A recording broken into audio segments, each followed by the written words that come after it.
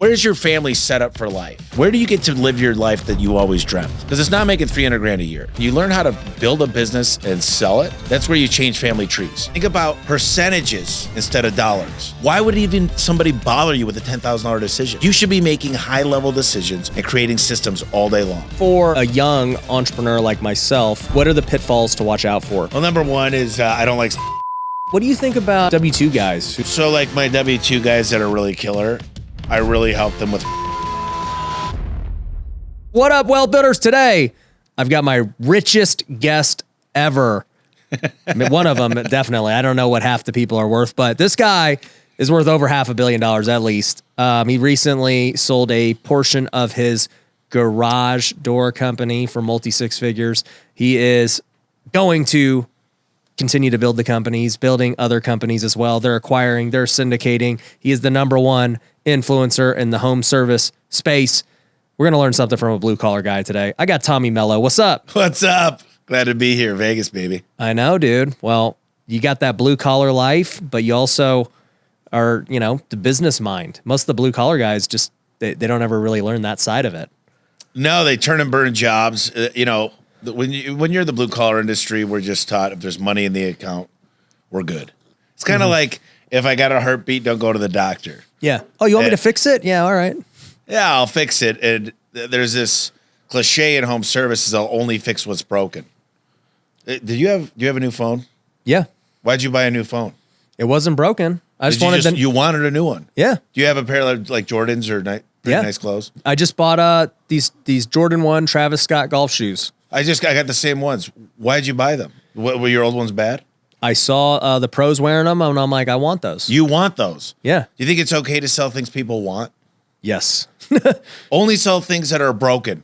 I want the latest technology. I want the plumber to come out and give me options to upgrade my life. The new filtration system. Cleaner water, better air quality. I want all that stuff at my house. Yeah. I want to invest in my future, in my life, in my family.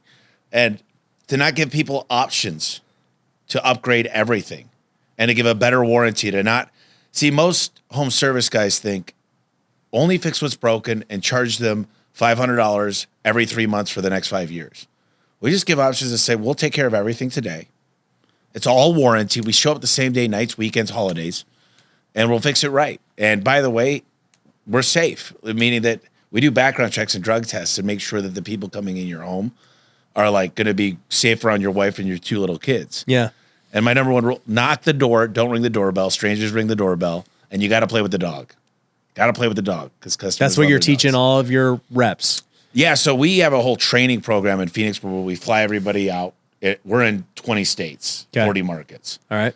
And we train them for 2 months, and they stay at our place, and you would think we train a lot on garage doors, but we train on being a good human being. Smile more. Use the customer's name. Play with the dog. Give options. Because if you're not, what do you do with cats? Cats, we don't. You can stay away from cats. Kick them. just be like, why do you have a cat? We don't work with you. Yes. But here's the deal: if you're not giving options, you're giving ultimatums. It's a yes or no. Yes. You give an option. I'm going to give you 5 options, 1 through 5 star. You pick one you like. How does that sound? Mm-hmm. And then I'll probably go like this: you want your door to be safe. Make sure it's fixed right. Mm-hmm. Make sure it opens when you hit the button. Mm-hmm. These little soft skills. It's not like this used car salesman. It's just 55% of what we do is body language. 32% is tonality. 8% of the words we use. So people think it's so important that all the words. Yes, we don't say financing. We call it promotions. We don't say the most expensive. We say top of the line. We don't say cheapest. We say builder grade. The words do matter. Yeah. We don't say sign the contract. We say okay the paperwork, because it does matter.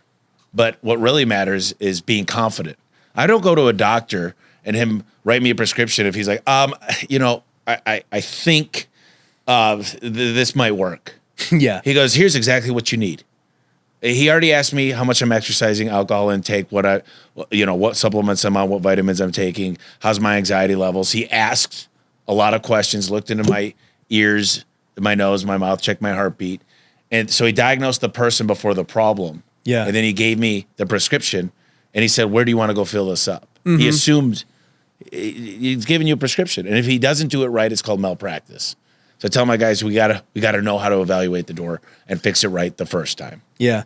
So what we're talking about here is kind of a blend between sales and customer service. Yes. Right? And for me anyways, when I look at most blue collar guys, because I hire a ton of them, we flipped hundreds and hundreds of homes. And so I've replaced many garage doors. I've replaced everything you can imagine in homes, right? And so we work a lot with contractors, and most don't do the things you described. Most are like, they just show up, they just got their work truck, and they're like, all right, I'll get back to you. And then they send a bid. Yeah. There's no real sales process to it. There's no, I guess making you feel good. And so it's just like, okay, this is what it is. Versus what you're describing is, hey, I'm going to treat this like a sale, and I am going to provide a great experience so that they work with me long-term, and they always call me whenever they need anything. And I guess for me, like, you're using things like tonality, and now we're going into the sales game. Like, where did you learn sales as a blue collar guy? Yeah. So my dad owned a transmission shop. My mom was a real estate agent. So kind of growing up in the customer service industry almost. And I just started reading in 2007. I was handed a book by my CPA, and he didn't work with me. He just said, dude, you're kind of broke. I only work with 10 clients. They're mega wealthy, but I like you. He's like, I like you, kid. He goes, go read this book. How old were you at the time? 2007, I was 24. Okay. Yeah. And he says, it's called The E-Myth Revisited by Michael Gerber. And so I devoured this book. I was like, I went back to, his name's Aaron, and I went back to him. I said, the last book I read was in 10th grade, To Kill a Mockingbird or something. And so I devoured this book, and he said, read this book. It's called The Ultimate Sales Machine by Chet Holmes. Then he handed me The Richest Man in Babylon. I came back every 2 days. And I just became an avid reader. And then I started a podcast, and then I just went and visited. I said, who could I go visit? Who's the best in home service? You started a podcast in 2007? No, I started it in 2017. Okay. But I learned a lot in the last 6 years. But okay. But that's still like very early starting a podcast. yeah, it was. We're doing pretty good. I mean, we could always do better. We're getting about 200,000 downloads a month. I want to be at 1 million by the end of next year. Yeah. And so I said, what's the number one industry in home service? So the way I figured it out is who's got the most private jets? And it was HVAC. Okay. So HVAC and plumbing, they kind of go hand in hand because in the off season they do plumbing. And so I traveled the country and went to shop after shop after shop, $100 million shops. And they were like, you're a garage door guy. Yeah, come on in. Talk to our CMO, talk to our CFO. You could talk to anybody you want. You're not a threat. You're not a threat. You're a younger guy at the time, and I'm 40 now, so not really old, but yeah. And they give me the playbook. They're like, here's how to sell service agreements. Here's how, and I was always pretty good on Google because right when I started, the yellow book started to kind of fade off and Google started coming up. Yeah. And so they just feed me, like they'd take care of me. And they'd be like, if you need anything, give us a call. Like you remind us of ourselves because you're hungry, you're out here, you're asking great questions. You're probably going to go implement. And I owe it to about 10 HVAC guys of why I'm here today.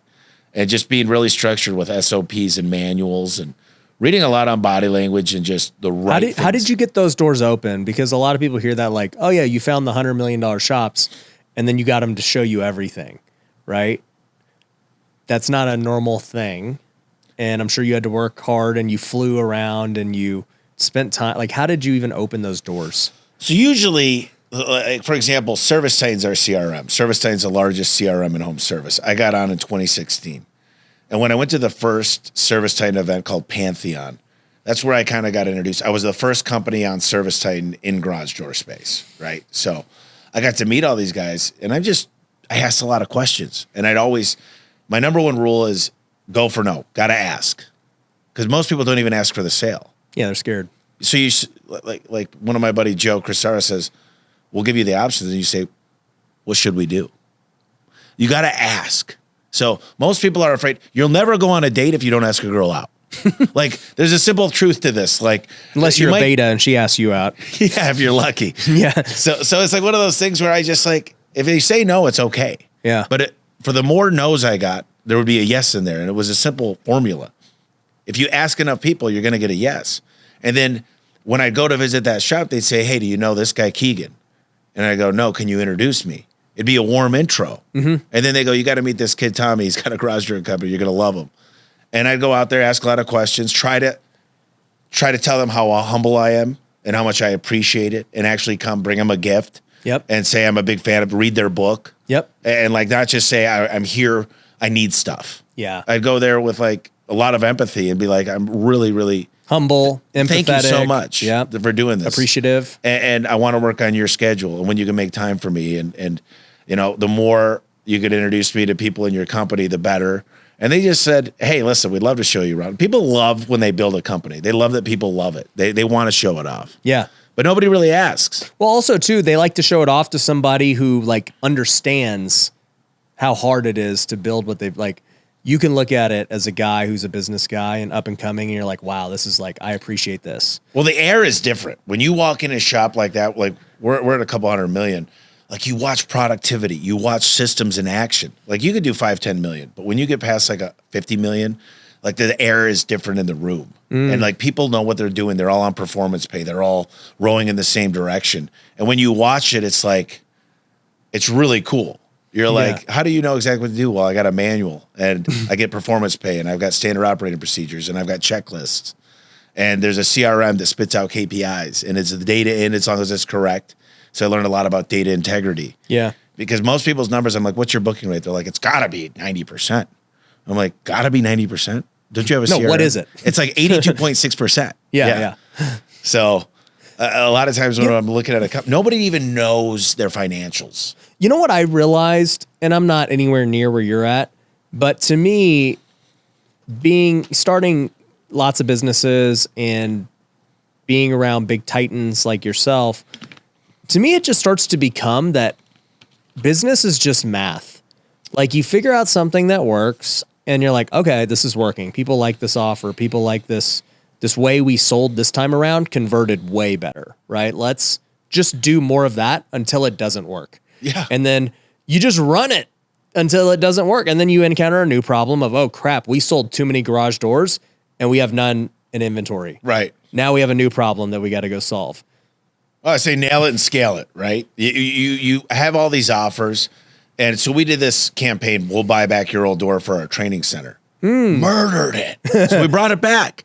And like we need old doors and we go through them, we install them, we take them apart, we ruin them. What do you do with the old doors? We scrap them. Okay. But you know, if I was the old 10 years ago, Tommy would have said what we do with them is if they're a good door, we go sell them to someone else, like a flipper. Yeah. And you know how much work that takes to move panels around and coordinate all that? Like sometimes you don't realize how much you're making until you have a really good. My biggest mistake was I got an excellent CFO now. Yeah. And he gives me exact numbers. We got an FP&A person that all she does is figure out offer. Like we've got a whole marketing database. We've got Power BI. We've got all this analytics. I mean, I know KPIs about KPIs about KPIs. Like I dig in so far and it's all mathematical equation, like you said. Yeah, and like that's the thing I figured out early on. Well, like even flipping houses. So before I was flipping houses, I was flipping furniture and couches and stuff. And so like that was my first side hustle, like successful thing. And then I get into house flipping and guess what? It's full of it. They're full of furniture. And we buy these I'm like, oh, I could sell this furniture and like make a couple $1,000. And then I'm doing it. I'm like, this is no longer like a smart thing to do. Like just trash it out and just be done with it. And let's flip the house and make, where we actually make money. Well, that's the thing that most people don't understand. It's not what you say yes to. It's what you have the ability to say no to. Yeah. I can make money. I used to flip Bowflexes. Like I used to flip cars, but you move up. And I'm working with a guy, Dan Martell. He wrote a book, Buy Back Your Time. Dan spoke at my event. He sat right where you sat.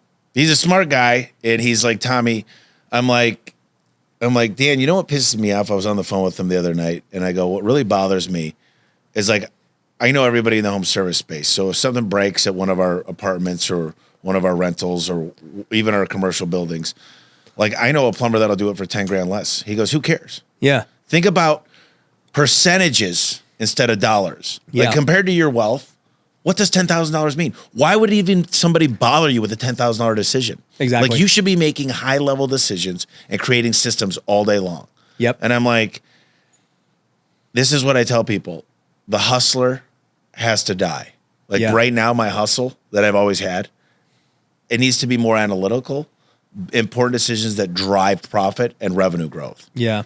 Gross profit is a big deal. And so it's so hard for me because I came from nothing. It's not like I had a golden spoon. I mean, it's hard to say, man, I know I could make 10 grand doing this. Like 10 grand doesn't ever become insignificant. No, it's important to me. Yeah, like 10 grand is 10 grand. I mean, any money is important. I know. But like, I'm like, wait a minute, where should my time go? So I had my personal CFO in the family office.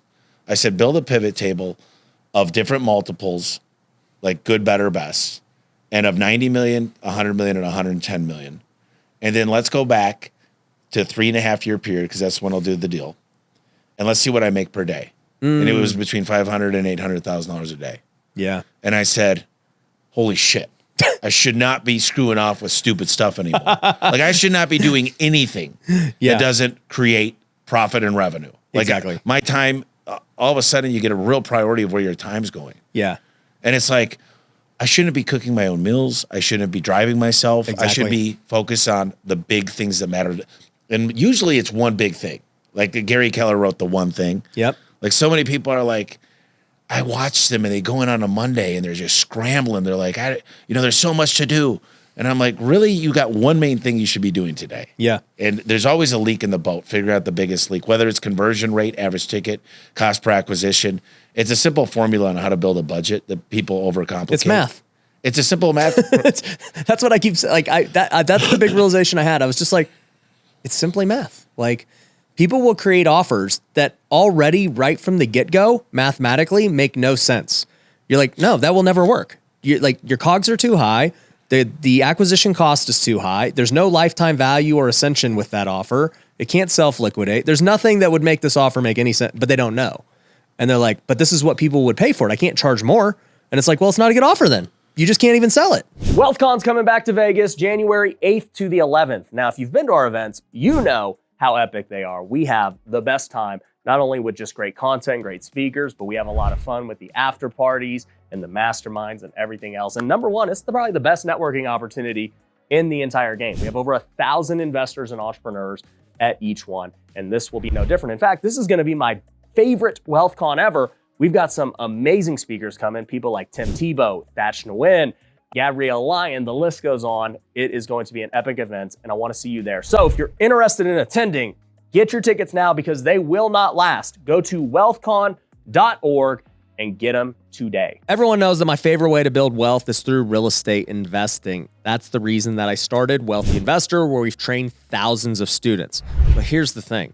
I've noticed that so many people fail to get started in real estate because they're worried about the money. They don't know where they're going to get the money to buy a house or flip or handle their renovations and things like that. And so they just never get started.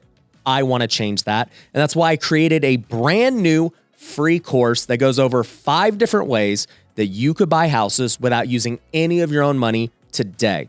And I'm going to give you it completely for free. All you have to do is go to wealthyinvestor.com/podcast. I've made it specifically for you. The moment you go to that link, you'll be able to go get access to it and learn how you could start buying houses today without any of your own money. And if you're somebody who already has a real estate business and who wants to scale, we want to help you too. You can click the link below and book a free strategy call with our team if that's you. Well, Dan Kennedy once said, charge as much money as you can without smiling when you give the price. Right. People are like, you're taking advantage of people. Do you know how much a pizza costs from Pizza Hut? Do you know how much it costs them to make a pizza? Probably $1, $2. Less than $1. Yeah. But they sell it for 20. You're charging 20 times for pizza? You're taking advantage of people. Do you know how much a steak costs? A steak 44 in Scottsdale or Phoenix? Like the steak that they pay, it costs about $12. They sell it for 80. Yeah. How's that okay? Starbucks. But people are happy to pay for it. Yeah. They're like, oh, yeah, no. But yeah, when it comes, you can never charge that. Like there's these little Facebook trolls. And you know the social media, TikTok, Instagram, that literally say, I would never pay that. Well, you don't own a house. You got your Jordans and you got your fancy watch, but you still live in an apartment. You rent a Beamer. And of course you would never pay that. You have no employees. Yeah. and like Dan says, I wish people, especially for business owners, like I'll invest in myself. I'm investing $1 million in coaching to myself. Wow. And he goes, I wish more people understood to buy, like they want to be bought from. Because like you wonder why people are like hesitant on spending money with you. Like, oh, that sounds like a lot of money. Well, you won't spend the money on yourself. Yeah. So why would anybody spend the money on you when you don't even believe in yourself? Yeah. Yeah, it makes no sense. And like, I'm good buddies with Andy Elliott. Yep, it's my guy. And he's like, dude, he's like, you look at yourself on a daily basis and say, I need to do something with myself. And you promise, today I'm going to get started. I'm not going to eat bad. I'm going to become a better father, a better husband, a better son, whatever that might be. And then you lie to yourself constantly. No wonder people can't take you seriously. Yeah. Because you're always lying to yourself. Yeah. And it's just, like, I think about these things. Like, I've been really working out a lot and and I feel differently, and people notice me differently. And I feel better about myself in the mirror. And I can't tell you what that does. Like, when I walk in a room, when I was on 24 stages this year. And like, I just feel so much better because I started getting kind of chunky. Yeah. And like, when you feel good about yourself and the people around you, it starts to change everything. And I always tell people, you look at the people you hang out with. If you don't get inspired, it's a cage. Yeah. You literally have a cage. You're never going to grow. If you go golfing with 4 buddies or 3 buddies in a foursome and they're all worse than you, you're never going to play better. I know. Let me tell you, are you a golfer? Oh, yeah. Oh, dude, we're going to. Big time. What's your handicap? I'd say now it's probably a 10. In high school, it was a 3. Okay. So I'm a 3 right now. So you're better. Yeah, we need to play. I'd play anytime. I was literally at Titleist Performance Institute on Monday. So I got a Titleist deal. And so like we filmed this whole thing for like 4 hours and it was tight. You got a Titleist deal? It's like a slight, like we did this thing and I got like all these clubs and custom bags and stuff. And so it's cool. So Bree, my girlfriend, most amazing girl in the world, just bought me a brand new set of PXGs. Okay. And I was at the PXG place in Scottsdale. Yep. Got all fitted. And I mean, what a difference. And then they have, what is the golf simulator called? The Caddy Man or something man? TrackMan. So I'm buying one for PV in Idaho. I'm getting the TrackMan. I like that one. Yeah, I know there's a Tiger Woods. I know there's TrackMan's the different best. ones. Yeah. So I was just like, he's like, dude, I'm going to shorten your club. I'm going to change the face up a little bit. That's what happened to me. I had to shorten my clubs. Dude, I'm like, holy shit, I haven't hit a fairway wood this good since my early 20s. I was hitting the 3-wood, 270. Yeah. Off the, the fairway or whatever, the turf. Yep. And I'm like, what a difference it makes. And this is what I figured out this last 6 months, is I want to go through life first class. Like, the money is a KPI. But what's nice is I went to Disney World and I cut every single line. We just paid more for the tour. And I'll never go back without the VIP tour. I don't want to do anything in life. Bro, I did. So I haven't been to Disneyland in like 10 years and I have 3 kids under 5 now. Yeah. And so we were like, all right, you know what? The kids are ready to go. And I got, it was a God thing, but like I met this pastor out in California. I got connected to him through another guy. And he just all of a sudden goes, hey, if you ever want to go to Disney, let me know. I can hook you up with VIP for free. And I was like, well, I was actually just thinking of going. He's like, oh, what day you want to go? I was like, that day. He's like, all right, cool. I'll get you it set up and then we'll go to Club 33, which is like their like exclusive country club thing. That's like a 30, 50 year wait to get into like the country club of Disney. Wow. And I was like, yeah, I guess I'm down for that. Let's do it. And so, I go and it's a great time. And they ended up telling me, they were like, hey, there's 2 levels of VIP. I was like, what are the 2 levels of VIP? He's like, there's the regular VIP where you kind of like go in the fast pass line, whenever you want. He's like, but then there's like the Kardashian VIP. Yeah. He's like, there's another level. And he's like, you got the other level. I was like, why? They're like, because you're famous. And I was like, okay, who decides who's famous? They're like, you made the cut. And I was like, I made the cut. So then like you go through the exit.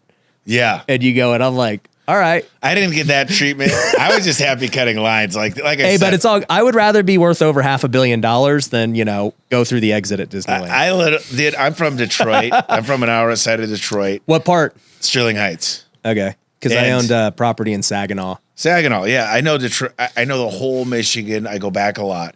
And I'll tell you this. I'm very humble. I'll always be like, I think money just amplifies your personality. I really like to help people. It's an amplifier for sure. And like, you look at these people, I know so many people that have made a lot of money and they're just not good people. Oh yeah. Like they just don't want to help anybody. All of a sudden their nose is a little higher. They look down at people that were just like them 5 years ago.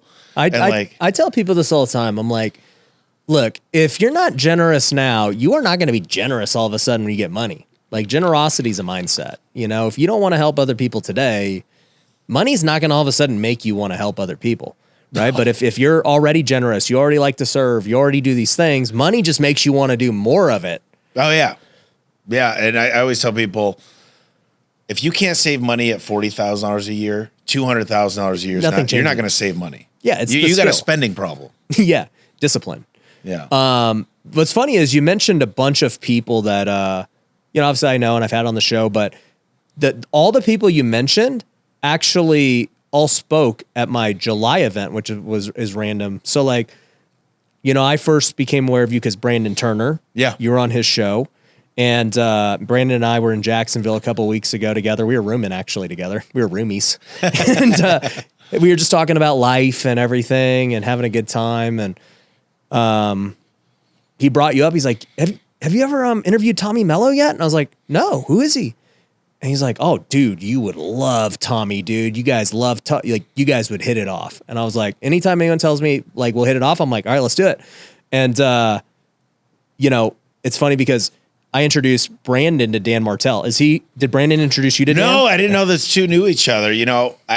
So what happened was I had Andy Elliott, Dan Martell, Brandon Turner. They were all speaking at my July event. And then Kent Clothier was too. And Kent also said the same thing you said of the hustler must die. The exact same words. And I was like, dude, I'm having like deja vu. You're like saying all the same things that, happened in July.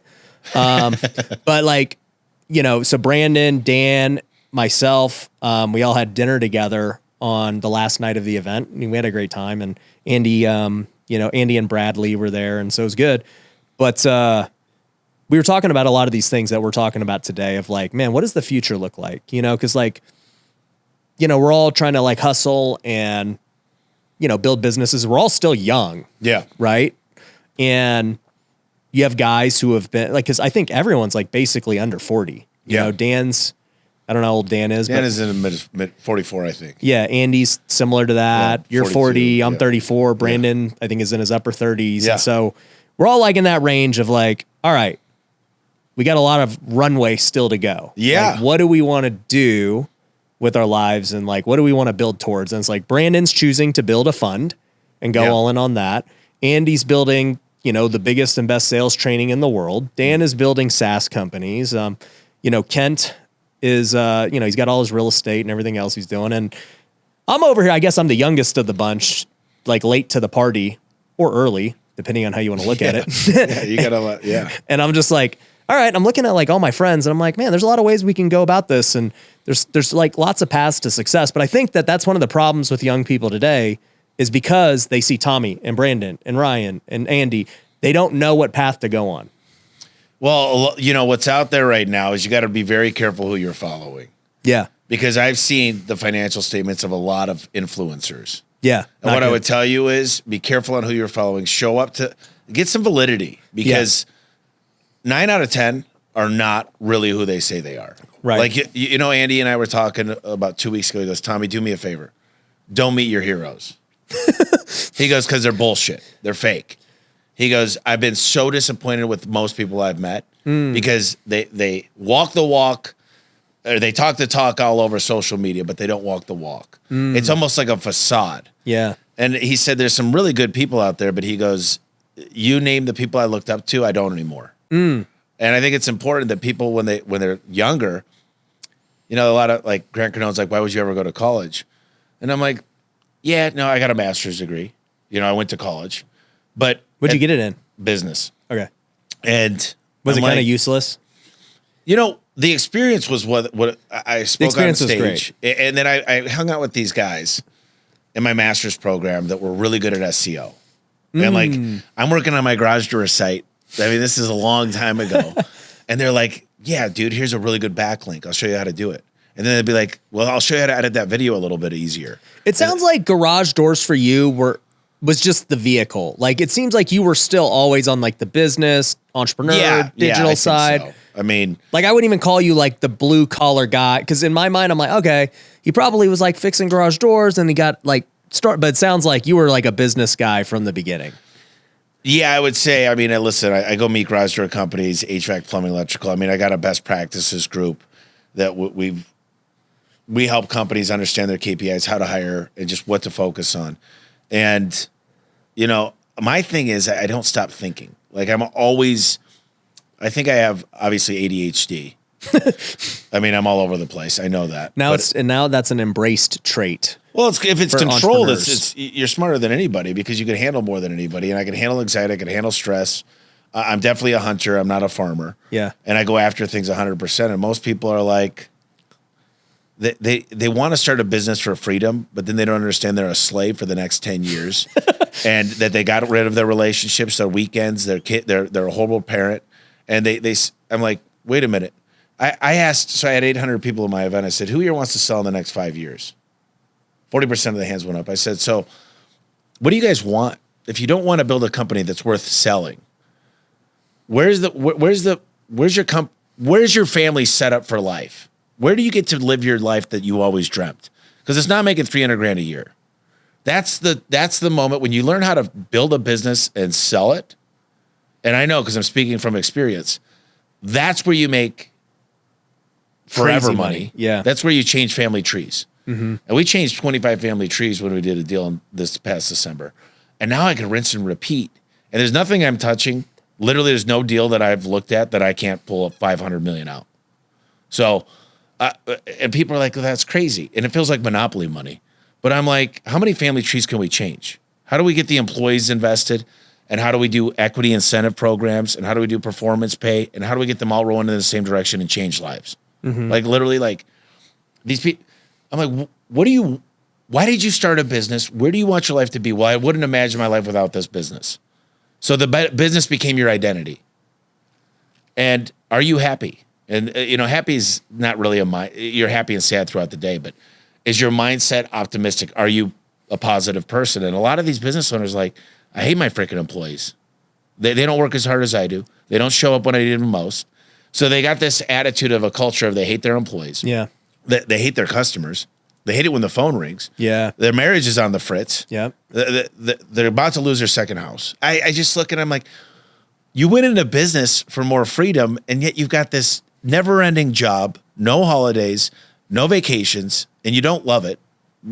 Let's go back to why you started, and let's try to create that again. Mm-hmm. Like you got to start with the end in mind. Yeah. And it's not the end of your life. It's just this business. You could move on from it, take some chips off the table, roll some equity, do whatever you want.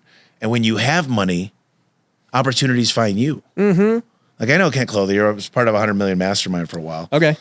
And I'm like, would you have money? There's opportunities. And I say, put all your eggs in one basket till it overflows. And then you can handle more baskets. But some people have 5 baskets, but they got nothing in each basket. Yeah. I've had to eliminate some of those baskets in my life for sure. Yeah, it's crazy, man. I think at the end of the day, that's what the Wealthy Way is all about, is that it's all about time management and having the priorities be the priorities, right? Because we all only have 24 hours in a day. And so that's the great equalizer across everybody. And the thing I always say is I'm like, look, if we say that there are 4 true pillars of life, there's, your finances, there's your health, there's your relationships, and then there's your faith, right? Yeah. Those would be like the 4 things that we would all agree on that need work. And when I look at 3 of them, faith cannot be delegated. That's between you and God. Family cannot be delegated. That's just you pouring into your kids, into your spouse, everything else. Your health can't be delegated. You got to put in the work. You got to eat right. You got to put in the reps. I can't be like, bro, can you go get that workout in for me? And transfer it to me? Can I eat this Twinkie and you work it off? No, it doesn't work like that. But there is one that can work. Business. Well, I will say this about, first of all, religion. It could be not delegated, but you could have a pastor show up to you. I'm just saying. Literally, you think about health, you could get meal prep, you could get good cooks. For sure. You could get a really good trainer that kind of get you on the right supplements, the right peptides. Yep. And for your relationships, if you got to mow the lawn every day and take out the garbage and do the dishes and clean the house and take care of all your chores, that's time away from your kids. Mm-hmm. So if you get really good with your time, it makes it easier to buy some of those things to give you the more time and be where your feet are. If you're at work go all in on work. Exactly. When you get at home, go all in at home. Exactly. Not watch a movie with the kids. Like try to be a little bit better. I've never been married, so I'm not going to give marriage counsel here. And I don't have any kids, but I was a kid and my parents were married. So I could talk a little bit about my experience as a kid, but that's about it. Yeah. Well, it's the same thing of that. It's time management, right? I mean, that's what Dan's talking about with buy back your time. It's what I'm talking about. You're talking about it. And it just goes back to intentionality and being all in. And so I'm grateful that my wife, she's at home with the kids, taking care of them, doing their thing. And she knows, like, when I'm at work, she's not like bothering me, like, can we talk? And like, whatever. Like, she knows I'm busy working. I'm all in. I'm all in here so I can be all in there when it's time to finish work. All in. Carlos Reyes. Yeah, my boy Carlos. I've known Carlos forever, dude. Yeah, that's my boy too. And, at the end of the day too, it's like, I just try to get really good at business so I don't have to spend as much time here. I mean, I'm kind of the opposite as most of the business guys. Like, I do like working, don't get me wrong, but I never wanted to be an entrepreneur. Like, I just fell into it because I was forced into it. I was a pro baseball player. So really? Yeah, all I ever wanted to do was play sports. And so I was in the minor leagues making $1,200 a month and I had to work. I'm like, well, dude, if I want to pursue the dream, but also like eat, yeah, I need to side hustle and get a job. And I can't get a job because I'm going to go leave for 6 months. So I have to like make money on my own. Yeah. So I just figured out how to be an entrepreneur. And then by the time my career was over, which was about 6 years ago, I made no money in sports. And so like I had nothing to show for it other than just this hustle and grit. And it became this thing of, okay, well, this is my life. And so, let's do it. And I've learned to love entrepreneurship now, but dude, I didn't dream of being an entrepreneur. Yeah. Well, it's not for the faint at heart. I'll tell you what, more money, more problems is true. For sure. You let it become true. I think it changes people. I think a lot of people, they're not ready for the money. And most people think about what I'll do with the money once I make it. Billionaires think about how they're going to conserve the money and live off of the annuity of the money. So it's a whole different mindset. And I watch people, they're like, man, if I was a millionaire, this is what I'd buy. They don't think about how they would conserve it and what they'd invest in. Like every time I buy something, I bought these rocks, this amethyst rocks. There's 2 of them. They're 8 feet tall. Dang. They were $60,000 for both of them. What'd you buy them for? $60,000. No, I know. Like, why? Well, my cousin has in Kalamazoo, Michigan, he's got a rock shop, and I fell in love with these rocks. And I'm like, can you give me 2 of them? He's like, what are you going to use them for? I'm like, well, I'm going to create a portal between Idaho and PV. I was kidding, but I'm like, we'll have them both there. And I'm like, I'm fascinated by these rocks. They're beautiful. They're like, and he goes, well, what we'll do is we'll source them out of Uruguay. And he goes, so I bought them, and he goes, I could get you $100,000 a pop for those. They'll only go up in value. And I don't need to buy things that are only going to make money. If I really want something, like the golf clubs won't make me money. Like they make me money. They make you money. Yeah. Because you're good. Like I bought a DeLorean. I got an 81 DeLorean that just showed up at the house. There you go. It's done up like Back to the Future. It's got the flex capacitor, all of it. I got about 180 into it. I think if I were to sell it, I could get 250 for it. But it's cool. I wanted it. Yeah. But everything I think about is like, even the house I'm building in Idaho, I'm like, okay, I got 25 million going into this. $25 million new build. And how much could I get out of it? 34. That's where we're at with the architect and the realtors I know there. Yeah. So like, I don't need to make money on it, but it's nice to know that these are investments. And like what you're doing, I've kind of done it at a maybe like a 10th of the degree. It's like, you buy a watch and you buy the right watch, whether it goes up or not. Like, I didn't realize this, but like watches are very liquid, and you can make a lot of money. But you can make a lot of money. And what you're saying with the rocks and the house, the DeLorean, the watch, is that it's kind of like a savings account. You actually just get to enjoy it as long as you want to enjoy it. And if you get in a pinch, sell it. It's liquid. It's there, and move on. And if you flipped at it and you actually made money too, then great. Yeah, yeah. And like I when this money hit the account, I wasn't like, where am I going to? I remember being like, this doesn't feel real. Now you're buying $60,000 rocks. Yeah, amethyst rocks. Yeah. It's like I'm kind of like, give me 2. I got a bunch of buddies in the HVAC industry. I was just on a call with them earlier, and I was like, guys, my I got an account with Goldman Sachs, and they're like, "Well, what does it fluctuate a day?" I was like, "It's $700,000-800,000 swings each day." Mm-hmm. They're like, "How do you even sleep with knowing that?" I'm like, "Yeah, it fluctuates. It comes back. Sometimes I'm up $1 million, sometimes I'm down 2. Whatever." And they're just like, "That doesn't even make sense. How do you like? It's just crazy." And I'm like, "Listen, I got somebody way smarter than me. I've always found smarter people than me in everything I do. I go find the best of the best." Yeah. So many people, they hire somebody, they're like, "This is all I could afford right now. I can't afford that CRM. I can't afford nice wraps." That's the number one thing I did is change my brand in 2018. I got Dan Antonelli with KickCharge, the best brander in the world for home service. And when I changed my brand, all of a sudden people wanted to work for me. What was the brand before A1? It was A1 Garage Door Service, Okay. but it was the shittiest logo. It had my picture on the side. You got it on Fiverr? Oh, it's got your picture? It had a real picture. Now it's a caricature. Yeah. And it's like dialed in. It's me, Tommy. I'll fix your garage door. That's it. It's A1 from day one. But my ticket average went up. My cost per acquisition went way down because people remember my name. Yeah. I had symmetry between my website, my yard signs, my billboards, like my wraps. Everything was all of a sudden branded correctly. Yeah. And I didn't know. I was like, 30 grand's a lot of money. This is, mind you, this is 5 years ago. And I'm like, 30 grand to rebrand?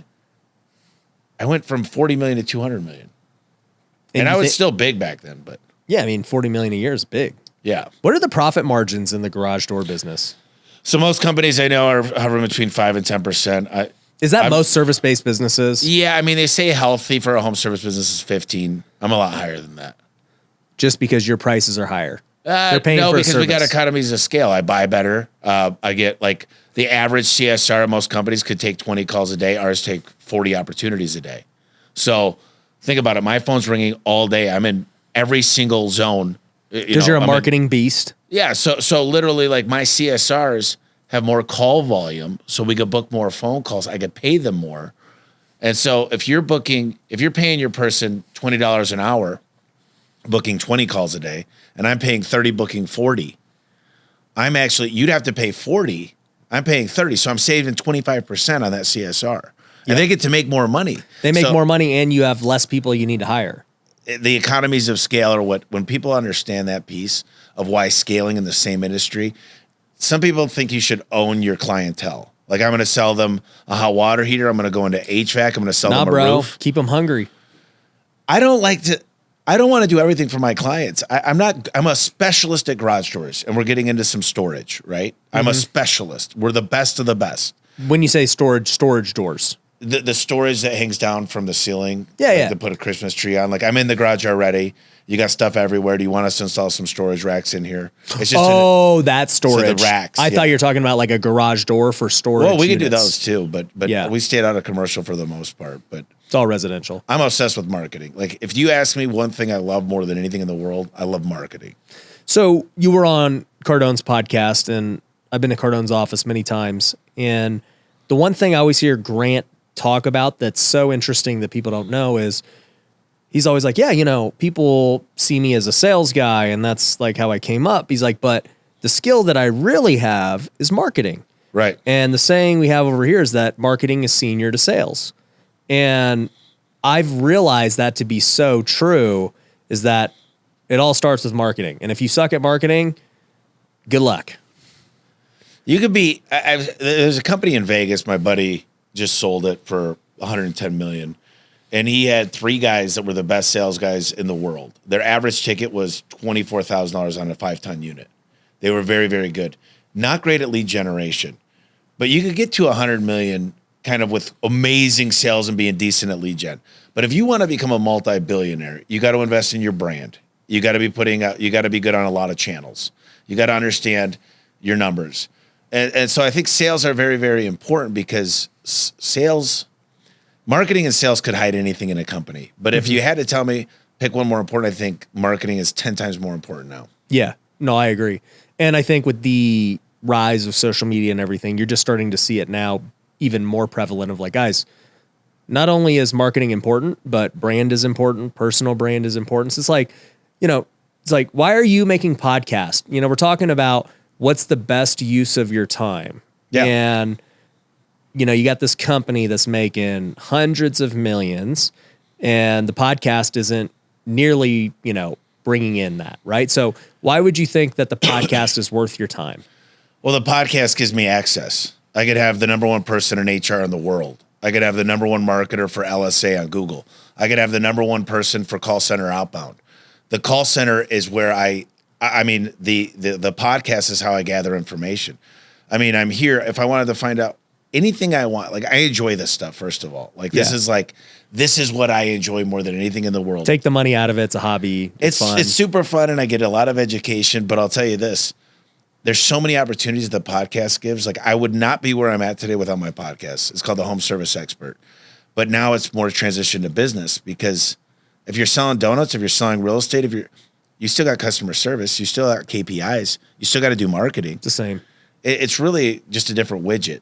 If you're watching this show, my guess is you're probably an entrepreneur who's trying to grow your business. And for me, the best thing I ever did to grow my business was build my personal brand on social media. It's allowed me to get more revenue, it's allowed me to raise more capital, and it's allowed me to hire better talent. And if you are not currently creating content for your brand, you're missing out, and your competition is. So if you want to learn to grow, my advice is to create a podcast. Now, there's a lot that goes into building a podcast and why I believe it's the best way. So I've actually created a free training that I want you to go check out. If you go to pinedamedia.com/podcast, you can go access the free training right now and see how a podcast is going to be the best decision to grow your personal brand today. So go check it out by clicking the link below, and I'll see you in the training. I'm just fascinated by business, but I'm like, people are like, when's enough for you, dude? Like, what are you going to be happy when you're a billionaire? I'm like, no. I'm like, when does Tiger Woods stop golfing when he won all the Masters and all the 4 tournaments? No.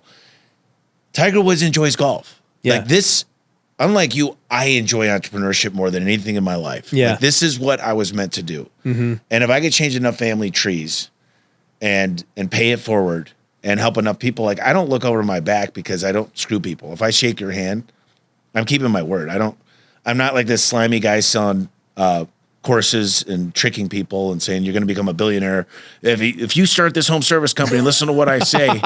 I'm like, listen, guys, I'm going to give you everything I know, but you could have a trainer and a dietitian tell you what to do. You still got to do the work. Yeah.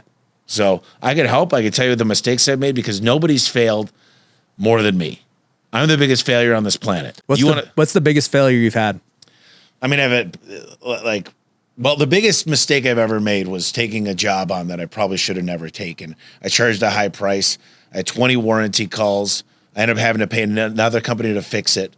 And it was a buddy of mine. It was the worst experience ever. But I mean, I've had my mom quit on me, walk out. I've had 10 people smoking cigarettes when the phones are ringing off the hook. I've had literally trucks flip. I've hired the wrong people because I got them for a better price. Anything that could go wrong did go wrong throughout my career. But I ran at mistakes.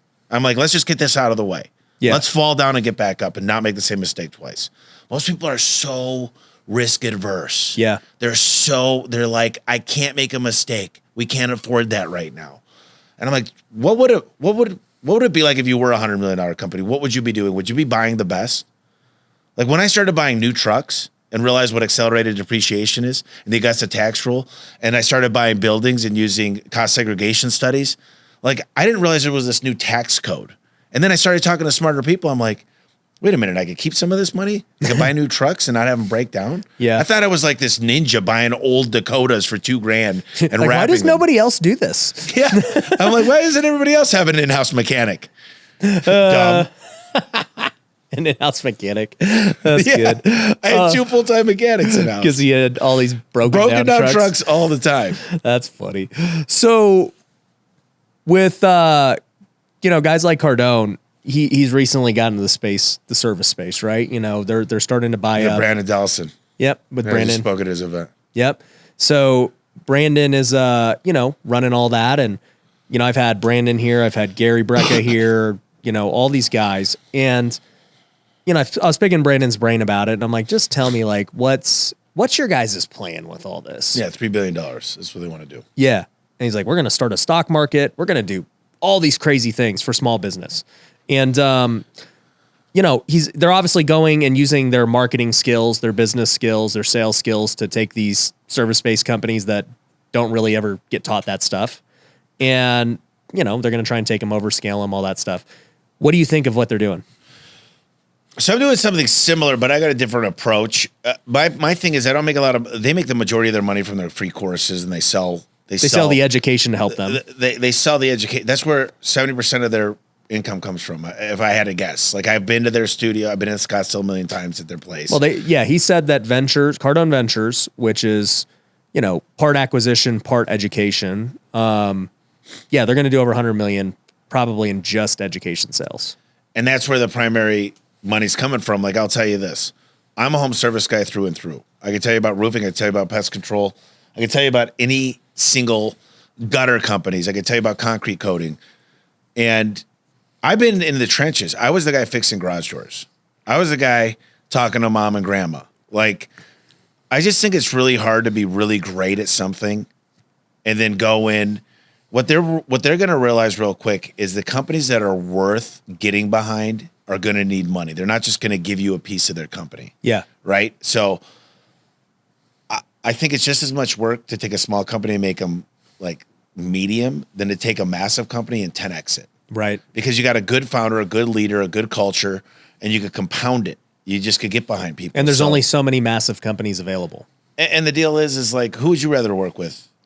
No offense to Grant Cardone, but Grant Cardone or Brandon Dawson, or a guy that's, multi-billions in the garage door industry, that's done the home service blue collar industry, that's been the guy in the field, that's been through all the pain points.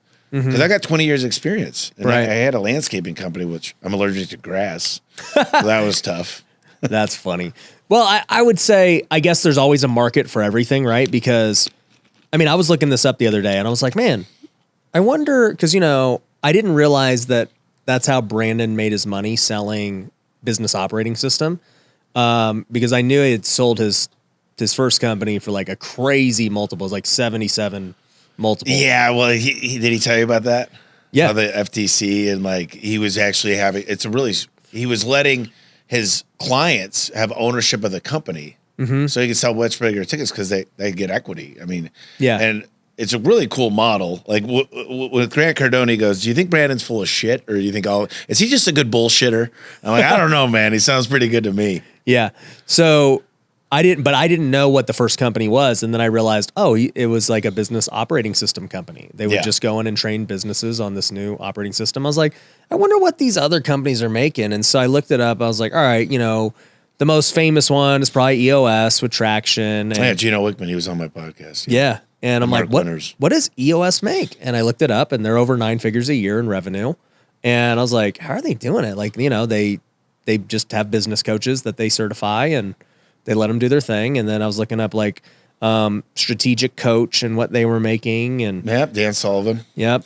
Here's the deal. I'm part of Joe Polish's group. I pay for a lot of coaching. I got 2 speaking coaches. The real money is finding out the people you want to work with, compounding their business, making them gazillionaires, and taking a piece of it. But you got to pay them up front, and you got to show them that you're actually a person that's going to get involved with the business. Like, you can't get arbitrage.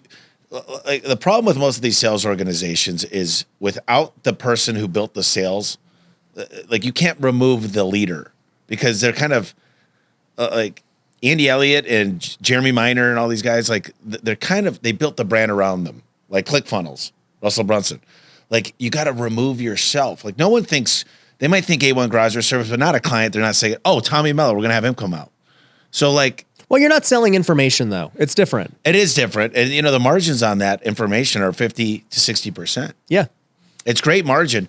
But let me ask you this. What do you think you get for a business? Let's say you get to 100 million, which is a great number. There's several companies that are doing 100 million. $100 million company at 50% margins, you're doing 50 million. What kind of multiple do you think you'd get? Nothing. It's very low. Yeah. Because it's dependent on you. It's not truly sellable.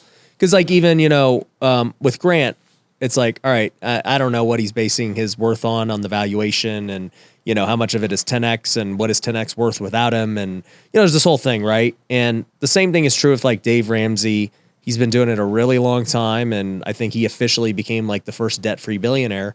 And it's interesting because even Dave is like thinking about a succession plan and building out these other personalities and everything underneath him.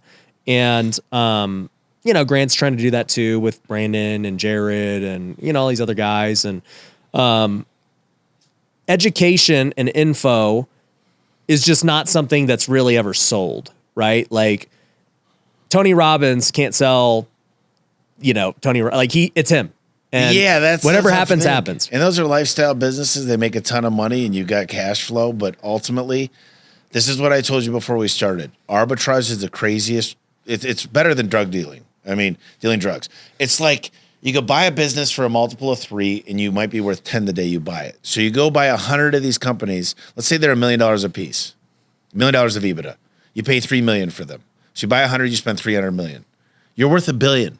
That's 700 million of arbitrage without even fixing them. Because you're just talking about consolidating them and packaging them. But you got to systematize them. You got to have them what's called integration. They got to be integrated because a lot of these PE companies, the idiots, the small ones, they say we're just going to go buy 3 HVAC companies. But then an investor looks at it and says, "Show me your CRM." Well, they're on different CRMs. Well, show me the culture. Show me. I'm going to go to 3 of these shops and I want to see how they're run the same. Yeah. Like, do they look the same? Do they feel the same? Are the trucks set up the same? Do the customer experience the same? Because they're not really worth anything until they're integrated. And that's what creates economies. Yeah, you can't have all these separate pieces. They have to be all part of the same thing. They got to feel the same. And that's what so you guys are doing that right now, right? Yeah. You guys are buying up these small garage shops. Yeah. How many have you guys got? We've bought 12 in the last year. I'll probably buy 20 in the next year. Okay. And are you rebranding them? So A1 happens to be a pretty common name with for a yellow steak pages. sauce. In the yellow pages, A1 falls first in the phone book, right? Yeah. So there's 93 other A1s. In 2017, I got an irrevocable, uncontestable trademark. And so I could shut other A1s down if I wanted to start. But if they're known locally, that kind of If they're known kills locally, it's just my systems that really do it. It kind of sucks for national marketing. But I've taken a brand in Houston. They're called Garage Door Doctor. They're killing it. We've taken Don's Garage Doors in Denver and made that. Like, I don't need to rebrand them. But one thing I will do is I'll always hire Dan Antonelli with Kick Charge to make it fix better. their brand. Yeah. Fix their website, get their GMB. Like, What kind of deal are you usually cutting? Are you doing these? Are you like actually buying them? Are you? yeah. No, I'd pay everybody out. Sometimes I'll let them roll equity into the mothership. So let them roll. you're taking majority interest. Yeah, and you know, if there was a massive company that said, I want to own 60%. But you want control. That's your main thing. Well, no matter what, if I'm investing in a company, just like PE, if they buy 40%, they still got the levers of control. Like, nobody's going to invest as a minority owner and not have control when you sell or what you do. Yeah. They can still fire you as a CEO. You're still the investor. That could happen for you right now. I could get fired. Yeah. Yeah. It'd be dumb, but you could. It would be very hard to fire the guy because my people are loyal to me. I will say this. You'll get an open AI situation. Did you see that? No. You didn't? What is it? So, you know, OpenAI, the chat GPT. Yeah. No, I know all about it. Yeah, like they fired him. Oh, yeah. Okay, that's what you're talking about. Yeah, they fired him. And then like a day later, he's back because the employees rebelled. The employees were like, we're all quitting. You cannot get rid of a founder very easily. Yeah. Especially, I'm a very hands-on owner. I guess I'm a half owner now. But I'm there at every meeting. I show up. Like, these guys know I'll give my blood, sweat, and tears to them. They call me up. I've delegated a lot, and there is a hierarchy. You can't just cut the middle guy out because the chain of command. Time's valuable, yeah. But for me, is like, you call me if you need anything. Every single person that works for me has my cell phone number. Wow. How many employees do you guys have? A little over 700. 700 across 20 states. Yeah. Okay. And, you know, we run a national call center where I'll hire somebody in a lot of different And that's where you get states. economies of scale, is that national call center's cranking for everyone. It's crazy, and it's all performance pay. I spend a lot of time working on performance pay, scorecards, and allowing people to make more money. Yeah. Like, it's super important that people would rather work for me than most other companies because a call center CSR might make $22 an hour. Mine can make 35. Right. You know, and the bad ones, if they're not good at their job, they kind of fall off naturally. Yeah. And it's all by design, and it takes a lot of time. You got to be good at pivot tables. You got to be good at really building the models and modeling out pay that they could win and you could win too. Yeah. I wrote a book called Elevate, Build a Business Where Everybody Wins, where your clients are allowed to win, the employees win, the business owner wins, the vendors win. Like, if I sat down with you, I would simply say, what are your goals? What are your dreams? What do you want? And you say, well, I'd like to own a house one day and have a truck. And I'd say, dream bigger. I want you to have 5 houses. Yeah. I want you to go to Disney World first class. I want you to go take your dad on a fishing trip. Mm-hmm. Let's write these down. Let's get a 5-year plan. And then we're going to figure out your KPIs that you need to hit. So that way, when I'm coaching you, I say, listen, if we work on this together, if we just help your conversion rate go up 10%, you're going to hit this goal 3 months earlier. Yeah. Like, talk about what's in it for them. Who cares? Nobody cares if you have set a record for your company. Hey guys, you winning 5,000 again. They're not going to their wife and husband and cheering. And that's only good for you, unless they have equity in the business. So you got to figure out what is going to motivate them. Yeah. And what their dreams are, what their wants are, what's going to change their life, what's going to help their families. We're going to Cancun tomorrow as a company. Oh, that's awesome. So we're going to have fun with that. How many people? Obviously we make it like optional. I think we're going to have 50. Oh, that's great. Yeah. So Cancun's going to be fun. So it's like a half the company is going there. And then we also invited some of our students and everything else. We got like 50 students and everything coming too. Oh, that's killer. So it's going to be good. Just clients. We do a Mexico trip. We call it the Pinnacle Club. Is it for top sales guys and stuff? Top sales. And now we've got top installers. We've got top virtual product specialists. I was in Cabo and I was at there's like this big company at the resort, and one of the guys recognized me, and I was like, what do you guys do? And they're like, yeah, we do, what did they do? I'm trying to remember now. They did HR software. That's what they did. And so this guy was a sales rep. He's like, I think we could save you a lot on your HR too, by the way.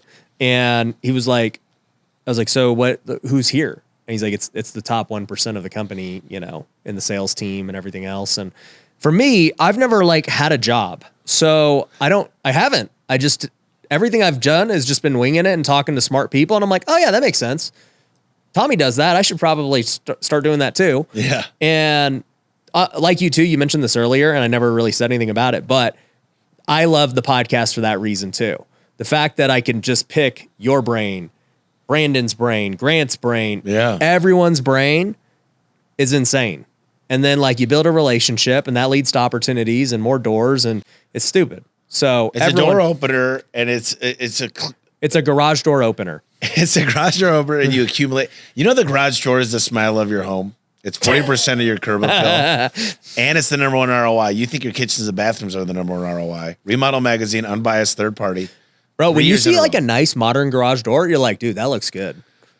And the deal is, it's an investment. I always tell my clients, I'm like, listen, this is an investment. This is do you know if you get a polyurethane insulated door and keep it closed at most times, your inside of your garage is 21 degrees, cooler in the summer and warmer in the winter. I'm pretty obsessed with garage doors, as you could tell. Yeah. But I love this stuff because in HVAC, I need to have you come look at my doors and sell me. We should have us out. Tell us how we do. And I'll give you the friends and family. There we go. But it's a new build house, so I hope I don't need a new garage door already. You would have to. Are you in an HOA? There's 8 homes. It's kind of an HOA, but not really. Yeah. So you could probably do anything custom. I could do whatever I want. Yeah. Brad Lee called me up, so I was at my event. And I thought he was calling me to say, hey, I heard about your event. And I was out here on his podcast, and I've seen him around quite a bit. He calls me up and he goes, dude, how's it going, man? He's like, I heard you're having a great event. I go, yeah, man, thanks. He goes, my garage door's squeaky. And I go, all right, man, here's the deal. Do me a favor. I'll take care of it on the house. Just do a post when we fix it. And I don't think he ever did, but whatever. Old Brad. He's like, I get paid for stuff like that. I'm like, for a post of a garage. Do you want money? I'll give you money. Do you want money? Do you want money, Brad? I'll pay you money. Yeah. That's funny. No, Brad cracks me up. He's one of my favorite people. Ironically, because him and I are very different. Yeah. But then we just keep ending up doing things and having a good time. And he's funny, dude. We actually posted a reel that they caught me off camera talking about him golfing because him and I went golfing a while back, and he's like, hey, I got to tell you something, Ryan. if I hit it out of bounds, I'm done for that hole. And I was like, what do you mean? I was like, what do you mean you're done? He's like, I quit. Like, I'm just done for the hole. And I go, I mean, you can just drop. Like, it's not a big deal. You don't have to keep score. He's like, no, I don't deserve to finish the hole. I'm just going to smoke my cigar and I'll wait for you guys to finish the hole. And I was just like, okay. I mean, that's one way to play golf. I tend to like scrambles the most. Yeah, scramble it. And that's what I was like, Brad, you can just drop with me. It's not a big deal. Yeah. He's like, no, I don't deserve, out of principle, to finish the hole. We were golfing. So my sister's father-in-law, so my brother-in-law's dad, he was like this massive, big shot attorney, divorce attorney in Milwaukee. Okay. And so we go golfing in Florida. He's got a nice house in Florida. And we got a judge with us. He knows everybody. Like I was going to go to dental school. He got me into dental school without even applying. And I was like, I changed my mind. I was like, this is a lot of pressure but he's just well connected. And he goes, guys, we're just going to have fun today. If you hit the ball and you don't like your shot, kick it back into play or whatever. And he's like, we'll play foot golf a little bit. So I smoked the drive, like pounded it. And it was early in the morning and it's foggy out. And I pick up my ball and I'm cleaning it because it's full of grass. And he's like, he pulls up to me and he's like 80 years old now. He goes, what in the hell are you doing? I said, you said we could move our ball. He's like, you freaking pounded one down the fairway, dude. What are you doing? And it was the funniest thing because he said he was joking afterwards, but I was like, oops, I was cleaning my ball. That's great. It's like, I don't know if he's serious or not. When you first meet somebody, you're like, I don't know. Yeah. That's funny. So how long you been doing garage doors? Like, when did you start A1? 2007. Okay. So you're now almost 20 years in the industry. Well, I was painting garage doors for a couple of years. So 20 years. Weekend, yeah. That's crazy. So you know everything about garage doors.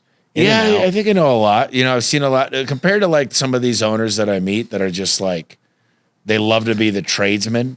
Like they're more obsessed with how they can fix something. They like labor. I mean, they're craftsmen. They're not. They're like MacGyver. They feel like if they could fix something, they're like, man, if I go to Ace Hardware and find this hook unit belt, I'm like, why don't you just replace it? They pride themselves on fixing old shit. like I was able to fix it. It's kind of like, your grandpa that was like, go fix something. Like I understand my grandpa grew up through the Great Depression. Like he'd go buy a $3 spigot when he could have replaced the whole thing for like $100. But he just, I kind of miss guys like that. Like the guys that could do anything and everything and fix stuff. But also I'm like, how much is your time worth? Like, they a lot of these people give no value to their time. None. No. And some owners are like, I made $200,000 last year. I was like, how much did the company make? Like $200,000, I told you. I was like, no. You made $200,000. How much did the company make? They go, $200,000. I told you I made $200,000. The company, you should pay yourself $200,000 and the company should still be doing 15, 20%. Mm-hmm. People miss that. Yeah. Because if you paid yourself $200,000 and the company made zero, do you know how much your company's worth? Zero. What's a multiple of zero? Zero. And if I got to replace you, I'm paying somebody $100,000. So let's just say you're making $100,000 on a business. Right. You think your business is worth $1 million? It's probably worth 200, 300,000. Yeah. People go, but I got all these clients. I got all this stuff. So you want me to pay you for when I fix it? It's like Shark Tank. I'm like, so you want me to fix your business and pay you on that? Yeah. Or like next year, I'm going to even be doing this. You want me to pay you on next year's hypothetical earnings? Let me ask you about this, right? Because you've been in the garage space for 20 years and we live in a world today where people can't stay doing the same thing for a very long time. Right. Myself included, by the way. I'll always do real estate. I mean, that's how I got started. And so I've been in real estate for a decade now. Yeah. And, I ventured off into social media and education, and then I've tried other industries and businesses. And, I've come to the realization too, like many others, that it's very hard to, learn different industries, right? Now, granted, as you're saying too, like business principles apply to any industry, sales, marketing, ops, KPI, like they all need the same things, but you don't know the nuances of a garage door or what a customer of a garage door needs is looking. You can't know the fine granular details that would make you that good in that industry. And I see, the rise of, like we were just talking about, Cardone Ventures trying to go in there. You're like, I think they're going to struggle because of XYZ. They just cannot get the right companies because they're going to work with me or somebody else who's actually in the industry who has been also there. I can pay the people up front money and they're trying to just take a piece for free. Yeah. Well, also, they're also trying to get them to pay them first too for education. So pay me to take ownership of your company. Well, but then it goes back to, you're seeing it too. Like Hormozy's doing it, Cody Sanchez is doing it. Like what do you think is going to happen with all of these people going into different industries? Well, I guess she's focused in on boring stuff, but Alex is doing a bunch of different things. Grant's doing a lot of things. Well, I think what Grant figured out was you get a guy, you get certain people and you take your influencer skills to make them an influencer. So you get the right cameras, you get them on the right stages. You did that with 10X Health and Gary. Yes, Gary Brecka. And you take that model. So now, like any company I'm investing in, I'm like, how do we make you the authority? How do we write a book together, get you on the right stages, get a podcast going, get you in front of the right people? And they got to have a charismatic, they got to be able to sit in a room and make eye contact and talk and small talk. But you get behind those people and you change their life forever. I think Grant Cardone figured that piece out. What I would tell you is home service is home service. Pest control, pools, and landscaping are reoccurring. Where I'm in a demand service, your garage door breaks, you fix it. HVAC, plumbing. You're not in a monthly service like those ones. And they're a little bit different, but there's a lot of the same aspects. But I'll tell you, I'm setting myself up that every single person I work with, I'm kind of putting it out there that this is how much you're going to make, and you're going to get a big piece of the pie. Whereas I feel like, I don't know about Alex Hormozy, but I know Grant and Brandon feel like we're doing most of the work, so we're going to take 80%. And I don't think that that's fair, and it's not how much I need. I'm going to give them the resources, but you're not going to get all my time either. But I'm going to put the right leader in place. You're going to help. And people are like, well, what if it changes and I don't like it? Well, you got to decide right now, do you want this business? I can't guarantee you're going to love this. And I can't guarantee you it's going to be easier for the next 3 years. But if you're also exchanging money, like that's what's important is you're giving them money up front. Yeah. And that's what's nice about money is like, it's getting that first big amount of money opens up so many freaking doors. And it's so funny. We're sitting here talking about the world became so much smaller with my podcast and like Alex Hormozy, Grant Cardone, Brandon Dawson. We were talking about Andy Elliott, like the same people. It's like it gets smaller and smaller and smaller and smaller. And the people I'm knowing is like, it's a small world. But the one thing that I'll tell you is like, I actually enjoy building companies that are worth a high enterprise value. Whereas I don't think people start thinking about how do I build a 500 or a billion or multi-billion-dollar company? Well, I guess let me ask you this. So I'm new to this digital marketing game. Yep. I didn't even know what a digital marketer was until a couple of years ago when somebody told me. They're like, Ryan, you're in the IM space. I'm like, what the heck is the IM space? The internet marketing space. I'm like, okay, I guess.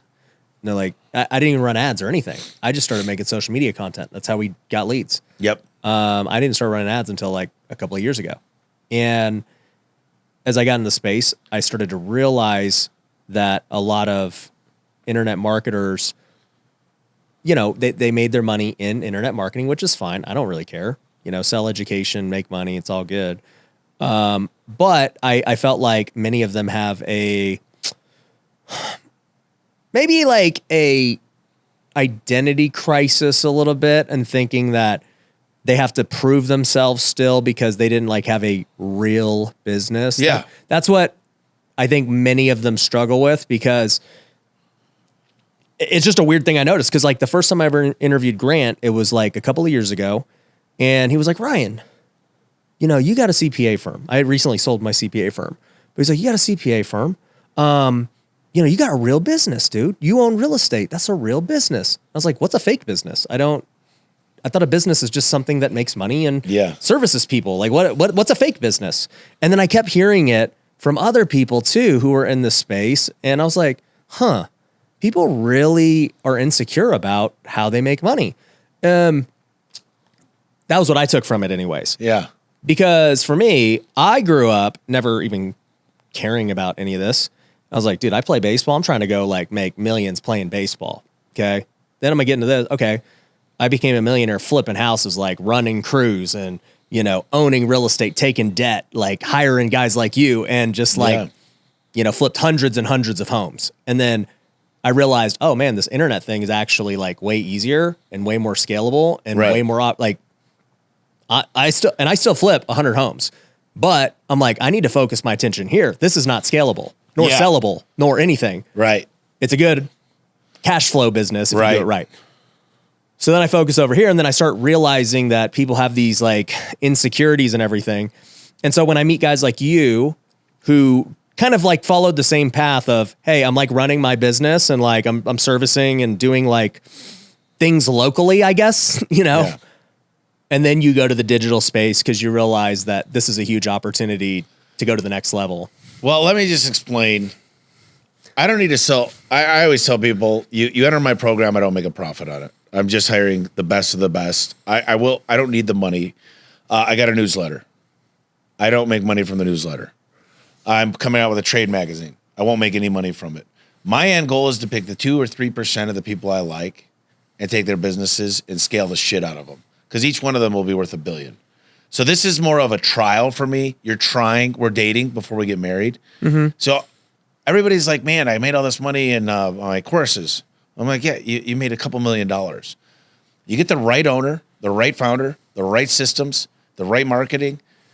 It's billions and billions of dollars.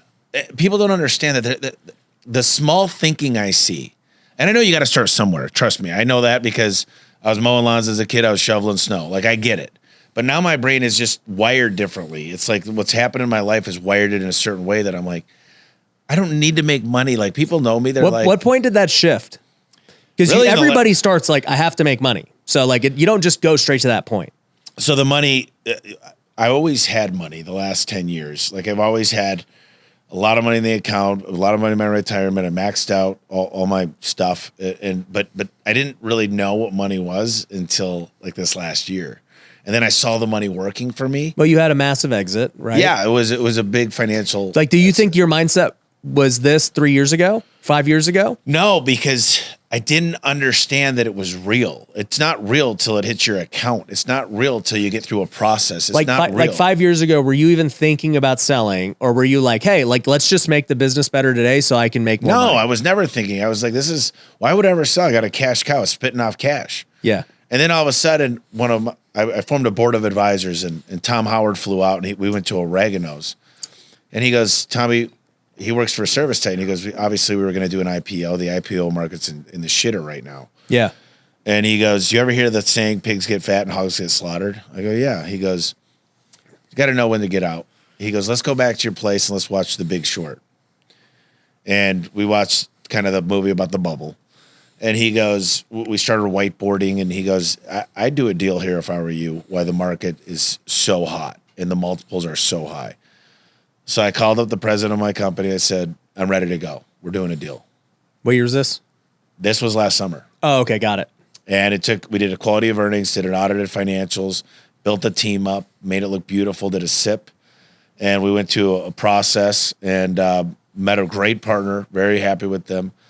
And they're like, you're freaking nuts, dude. Nobody rolls this much equity. I'm like, no, I know what we're doing. And then I'm going to roll a ton on the next time, because the more you roll with the right people, the more it just compounds.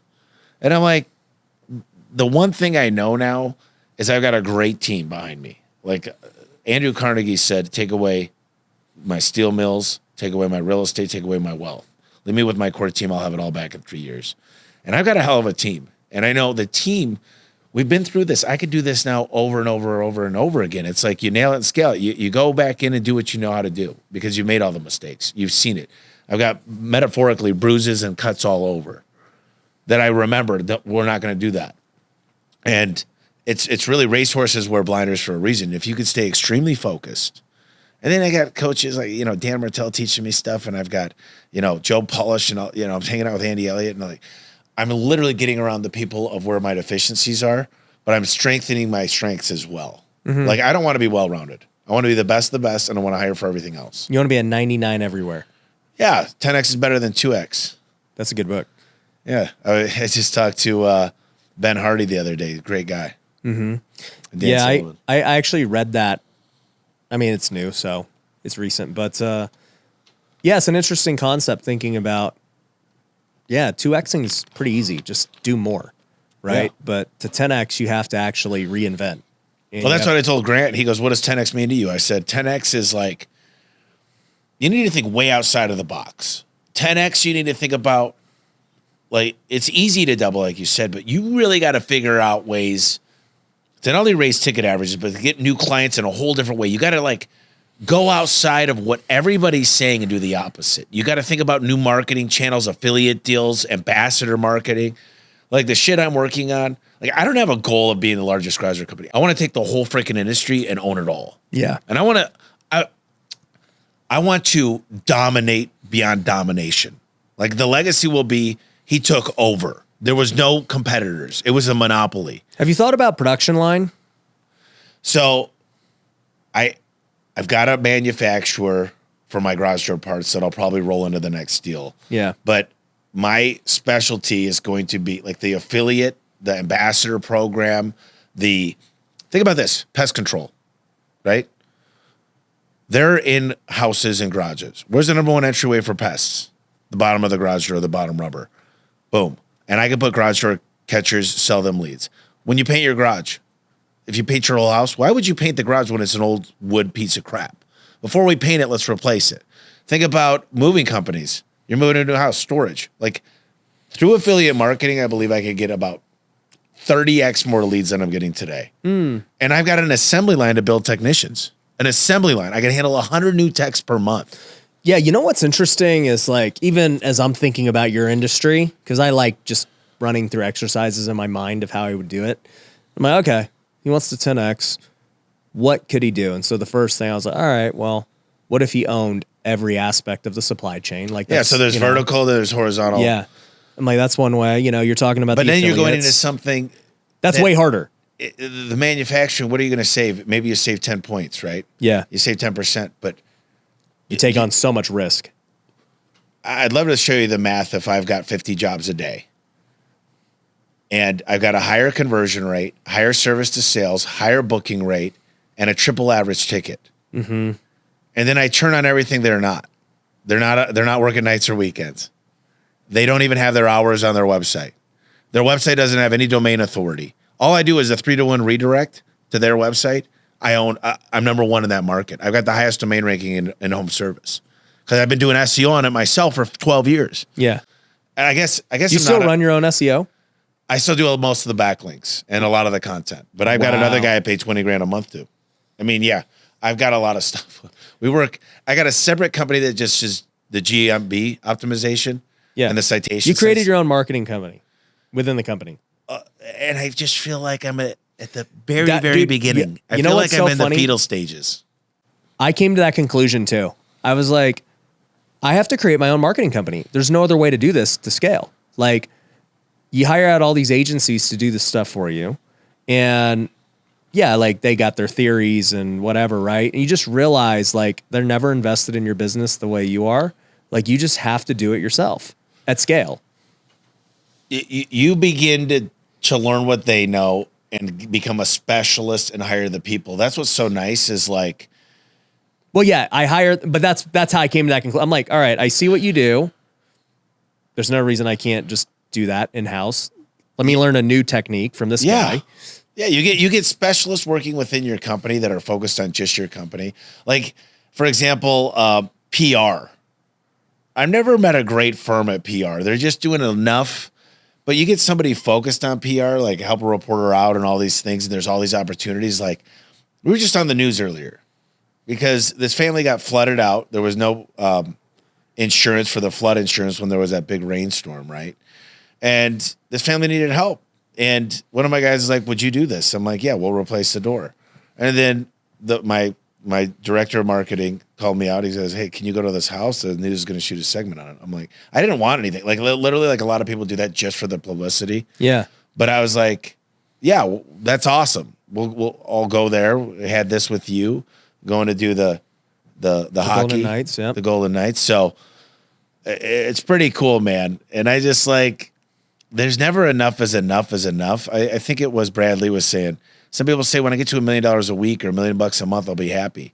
If you don't enjoy the journey, if you don't actually enjoy your life today, yeah, like, there's no, all of a sudden when that happens, I'll be happy. It's like you need to learn to be happy. Here's what I found is 3 things. Do you focus on what you have or what you don't have? Mm-hmm. Number 2, do you focus on what you can control or what you can't control? You can't control what's going on in Israel. You can't control the traffic. You can't control the weather. What can you control? And number 3 is, do you focus on yesterday and last month and last year and what your dad did to you when you were a kid? Or do you focus on today and what's going to happen in the future? Right. Because you're going to be depressed all the time if you focus on what you don't have and what's out of your control and what happened last month, because you can't change any of that stuff. Mm-hmm. And it's just people always say this, and I know you probably hear this, I'm living my best life and I love my life, but dude, I'm living a really freaking amazing life. Mm-hmm. I don't always wake up and pop out of bed with like a million energy, but like I feel great. I feel healthy. I've got great relationships. My mom and dad are doing great. My sister, my niece and nephews are doing great. I got 2 of the best dogs ever. My girlfriend's amazing. I have as much free time as I'd like. I'm respected at work. I've got great friends. Like you can't get much better than this. Mm-hmm.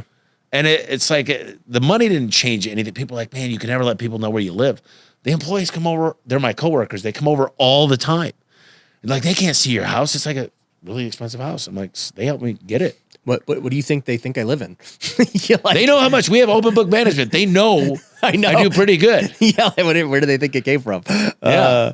That's funny. What was it like seeing the money hit?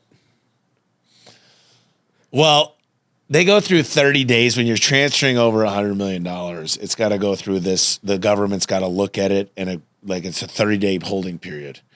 And I was like, is there anything that could blow this up?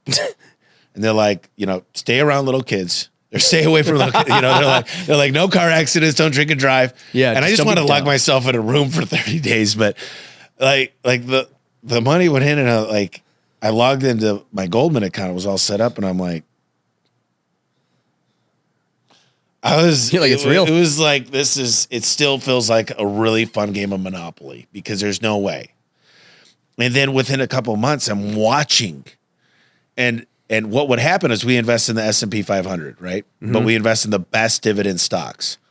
But when it goes up when it goes down a lot of money, we sell, and then we buy back in 30 days. So it shows this year you're getting losses. Yeah, it's a loss harboring strategy. Yep. And so on paper, I didn't make money this year. Yeah. But and I'm like, how does this new tax code, it's crazy. But I'll tell you what, the feeling was just, what was cool is I just couldn't stop gifting like family and my buddies but then I realized it's not fun to give money. It's fun to invest in people and have them create their own wealth. Right. Because I never want to be this guy that's just, you're back for more. You're back for more. You're back for more. Let's work on the skills that you can start your own thing and get you like whatever it is, whatever your passion is. Your daughter could do finger paintings. We could figure out a way to sell it. Yeah. Like whatever it is. You gotta create purpose. The purpose, it's lonely at the top, man. Yeah. I'll tell you this. I don't ever want to be having to, hey, I'll pay your way. And I would absolutely do that. It's all with money that's making money on money anyway. But to say, let me invest $200,000 in your idea and I'll help you build a CRM so you know where you're at, and I'll give you any pointers you need. And now they walk into a room and they're like, I bought this. I did this. It's like it changes somebody's life. It's so much better than just giving them money. When people have equity in my business, they've earned it. Like anybody that goes on the Pinnacle trip, like I got 14 technicians with equity. And I'll have a lot more this next year. Mm-hmm. And I've got lots of employees that How do they earn equity? So for technicians, they got to do 1.2 million, and they got to have their scorecard at a certain rate for the year. And because they're the elite of the elite, what does this do? It proves it's possible to everybody else, so now they want to get there. They'll never leave because it's vested, and they're going to wait. So you got golden handcuffs on them. And all of a sudden, it's way easier to recruit the A players because they know they can earn equity. Mm-hmm. So it's like, it just makes it so much easier. It's so many good things. It hits 10 birds with one stone. And guess what? Now their wives are bought into them working because now they got a stake in the outcome. It's like it does all these things and no one really thinks about it. Everybody's like, but don't go handing out equity. There's a certain process. I want to be very careful here that people aren't It's got to vest. It's got to, and you can have thresholds on like we got to hit certain goals. And a lot of people set up KPIs. Like, can you imagine if you were a call center rep and I said, if the tickets you book average $1,000 a piece, I'll give you a bonus. That's out of your control. I mean, if you're the dispatcher, you could probably get it to the best technicians. But like a lot of people give equity for the wrong KPIs. They didn't really think about it. Yeah. And then it's really hard to undo. Yeah. And there's ESOPs, which I don't love ESOPs that everybody owns a piece and they get vested over the years and there's really no regardless big payouts. of performance. It's everybody on my team's performance pay for the most part. It should be. It's a high performance culture. Tell me about the culture. Like, what are you guys' core values? How did you guys like? So aspire to be number one is my favorite core value. Yeah. We want to be the largest, most trusted garage door company. We want to have a business that employees could build their dreams through. So my dream's so big that their dreams got to fit inside. Yeah. So this is a dream builder, this business. And, I think some of the things we do is like, we've got a Golden Tee and Big Buck Hunter, two of my favorite games. We cook for the people all the time. We've got bowling. We jumped out of a plane. We went, did parachutes. We try to always be doing stuff outside of work because that's when you really build friendships. That's when you get to know families. And at the end of the day, when you align interest with like, if you were working your ass off and I went to your wife and I explained to her why you're working so hard and what your goals are and what you plan on doing with your family and what you plan on doing for setting up your kids for success, and they understand the reason behind why you're working on Saturday, all of a sudden it creates this like, now she's at home when you come home from work and she goes, how'd it go today? Did you go out there? Did you make every customer happy? Did you get 5-star reviews? It just changes everything. And 83% of people said they will not quit a job because they have a best friend there. And we've created an environment, and people say family, like we really have a family. And I feel like sometimes I'm the dad. Like literally, like people call me up and like, dude, I got some shit. And I'm like, all right, lay it on me. Yeah, let's hear it. And I'm like, all right, son, here's what we're going to do. All right, boy. Let me tell you how to handle this. That's right. You take her. No kidding. Dude, that's funny. So, I mean, I guess for a young entrepreneur like myself, like what is your biggest feedback? Somebody who's making moves and doing things, what are the pitfalls to watch out for? Well, number one is I don't like side hustles. Okay. I think your basket's got to be so full and so successful that you could hire really great people to take on other buckets. Mm-hmm. Don't be in 100 buckets. You got to be able to build a team. And when you make a lot of money, it's top down. When you don't have a lot of money, you hire your assistant and then you hire the next person and you wear a lot of hats. Yeah. So the best advice is I would say wear blinders. Don't have a side hustle. Focus. Put all your, imagine if, I used to tell my buddy, what if I put all my eggs in all these baskets in case one falls? He goes, what if you put all your eggs in that basket? Imagine how quick it would fill up. Imagine how quick it would overflow. So I think so many people, they're so distracted. They're like, dude, my buddy's flipping real estate. Yeah, I know, but that's not where you make your money. You're taking money. You made $300,000 last year on your business. You're pulling that out and divesting out of the thing that's paying. That money needs to go back in and it'll compound like 10. You're the specialist at that one. Yeah. Now you're going to go do real estate, and the first house he flips, he lost $40,000. Mm-hmm. And then he goes, I'm going to open a bar. I always wanted to have my own bar. How much do you know about liquor law? How much do you know about, how much have you studied restaurants I just think it's always something I wanted to do. Oh my God. So they divest out of the one thing that's paying them the most. When it finally reached a critical mass to pay them that amount of money, imagine how much putting it back in could compound it. What do you think? What do you think about like just W-2 guys who, that's like, all right, you get a W-2 guy making $200,000 a year.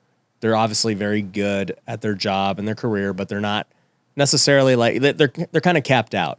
Would you say that person should do the side hustles and the flips, or should they just be like, you know what, I'm just starting my own business? Like, what do you think about them? Because you employ a lot of them. So like my W-2 guys that are really killer, I really help them with real estate. So you want them investing in real estate? I want them investing in real estate. I want them to have an annuity long term. I want it to be simple. Real estate's pretty simple. as long as you buy right, you buy in a great street in a right area. It doesn't need to be a killer deal. Yeah. It just needs to be a long-term play. And what I would tell them is the first thing I would do, because I'm a home service guy, is go in and replace everything. Like put a new garbage disposal in with a great warranty. Put a new hot water in with a great warranty. Like let's put all the best stuff in that is going to last 10 years. And that way you've got a lot of people. All your CapEx is done. Yes. And a lot of people, they just don't know what they're doing. They never learn how to build a personal budget. They don't know how to fix their credit score. They don't even know how to get an inspection. So coming from a guy who bought hundreds and hundreds of houses, I know exactly, like I can guide them and I can tell them certain things and what to stay away from. Now I don't have all the answers, that I don't pretend to, but I probably know somebody that does. So what do? You said that, you got this $100 million wire that hits and you just threw it in the S&P. And, it fluctuates, but overall, right, it's going to go up at 7-8% a year. And, you're like, I'm good, Or do you want to have more control of your investments and say, hey, well, no, actually, I want to invest in Ryan's fund or Brandon's fund or this or that, or I'm going to start my own. I want to build my own apartment. Or you just try and stay away from all that? So right now, that's a lot of work. Yeah. So right now, I invest in certain companies that I know I could have a garage companies. No. Okay. Outside of garages, like a couple things in software. Okay. That's why you hired Dan. Yeah, Dan's really smart when it comes to SaaS products and software. And ultimately, where else are you going to get a 10 to 15x on revenue? I mean, that's software is amazing. And I just know one thing, like being who I've become over the last few years, a big influencer. If I get behind products that I believe in that work for me, I think I could 10x that business. Are they softwares in the service space? Everything has to do with service. Okay, so there's stuff you understand. They're only am I investing in things, Charlie Munger just died, but Warren Buffett says invest in things you understand. Like Coca-Cola's a good product. It's not going away. Captain and Coke, people love it. Like that's why I invested in Coke. He invested in things he understands and knows. Yeah. And so I'm not going into I understand webhooks and API integration and all these different things, but ultimately I'm not a developer. But I just know if you build something good for me that's tried and true, and I got the case studies, I'm a pretty good spokesperson. I could get behind this product and people will buy because I'm selling, not smoke and mirrors. It works. I could prove it works. You could come into my office. I'll show you. We do shop tours. Yep. We use it and I believe in it. So anytime I can get behind something I know that I could really hit the gas on, there's a software company that's worth $4 million today. I think we can get it to $50 million in under 3 years, which if we do a 15x on $50 million is $750 million. Mm-hmm. And we're not talking about moving massive, massive rocks. And if everything goes perfect and if this goes right, I said, here's what we got to do. Get 4 times the clients and triple the average price you're getting paid. That's a 12x. Well, and let's talk about that real quick, because right now you're spitting off a bunch of different KPIs. Because once again, it's like, to me, it's math. It's just like, I just said a little bit of multiplication. You don't have to be crazy at it. Yeah. But people are hearing that like, wait, you lost me. Why is that going to do that? Like, so for any business, right, you're just looking at them and you're saying, okay, where are the biggest levers to pull that are just going to... There's only 4 levers. What are the 4? Your average ticket, your conversion rate. So when you show up to a house, what's your conversion rate? Did you earn the client's business? Mm-hmm. The third one is your booking rate or a form fill. Okay. Did you get that booked for an appointment? Yeah. It could be through Angie. It could be through Yelp. It could be through Porch. It could be through the newspaper. It could be a phone call. And the fourth one is your cost per acquisition, your CPA. So when you understand those, and that's how you build a budget. And if I took those 4 and I went through them with you and I say, your conversion rate is 40%. I'm going to get that to 70. And then I said, your booking rate's 52%. I know I'm at 87%. I'm automatically overlapping my KPIs, saying I know we could get here because I've tried it true. It's proven. So I can actually pay more for a company because I know what I could do with it. And that's not even included with the arbitrage. Yeah, the multiple arbitrage we're talking about. So you get both of those. You fix it, and then you get the arbitrage. I mean, I could buy companies for basically 1x once I fix it. If I'm buying them for 5 and I switch those numbers around a little bit. But I just love buying companies that have been around for 30, 40 years that are getting the calls with no marketing. Because if they're doing 0 for marketing, like 1%, I'm like, holy shit, they haven't even claimed their Google page. Like they didn't even, they got a landing page for their website. When you get those people, what are you doing? You're trying to make an offer to them instantly and just take the whole thing, or what? So typically we advertise a lot that we're out there consolidating companies, and everybody wants to know, what does this look like for my employees? So I'm pretty proud of the fact we've not lost any employees that didn't want to quit the day. Like, we've onboarded them. We're not out there just like most PE companies, just cutting costs everywhere. We take care of people. So they want to know, does my business have a legacy still? This is what I've worked on forever. So you want to leave that. And typically I'm just like, we'll pay you. There's not any antiquated formula. We're just going to write you a check. We're going to go through, and it's a mini quality of earnings where we're going to make sure your profit is what it said as it is. And there's a whole company that does it for us, that tracks all the bank accounts, does a light audit. And we just say, here's what we agree on. So it's first a letter of intent. Usually it's an NDA. Get their information. Then it's a letter of intent. And then it's an LOI, letter of intent to buy. Yeah. And then we have a date. There's certain things we got to handle. Inventory. We gotta have these pre-meetings. We gotta get the access to their CRM, get their marketing logins. And They're like, I don't have any. You'd be surprised. There's a lot of things I've experienced that you're like, wait a minute, you don't even have. What's so crazy? Facebook? Some people, they don't even. They have a massive list of clients that they've never even marketed to. Yeah. Like, they never sent one email. They never sent a text. They've never sent a postcard. Yeah.